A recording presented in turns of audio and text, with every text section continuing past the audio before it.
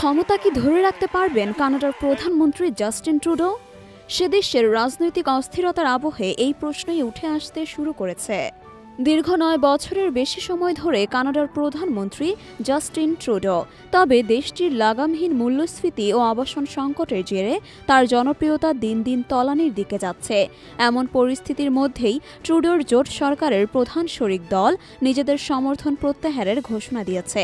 এতদিন এ দলের সমর্থনের ওপর ভর করেই ক্ষমতায় রয়েছেন তিনি। তাই আগামী বছরের শুরুর দিকে ট্রুডো ক্ষমতা হারাতে পারেন বলে ধারণা করা হচ্ছে।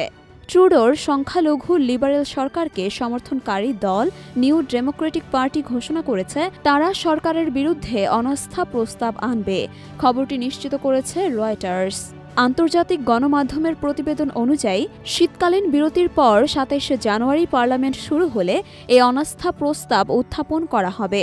বিরোধী সব দল প্রস্তাবের পক্ষে ভোট দিলে ট্রুডোর সরকারের পতন ঘটবে। এনডিপির নেতা জগমিত সিং সরাসরি বলেছেন, এ সরকারের সময় শেষ, আমরা পরবর্তী অধিবেশনে অনাস্থা প্রস্তাব আনব। এনডিপি অভিযোগ করেছে ট্রুডো সরকার কর্পোরেট স্বার্থে বেশি মনোযোগী।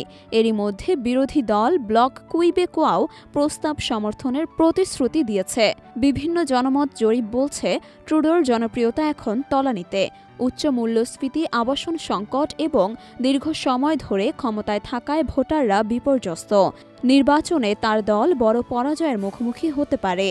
ট্রুডো সরকারকে হটাতে আরও এক ধাপ এগিয়ে কনজারভেটিভরা।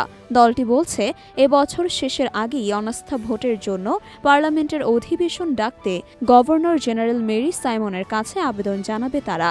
মেরি সাইমন কানাডার রাষ্ট্রপ্রধান রাজা চার্লসের ব্যক্তিগত প্রতিনিধি।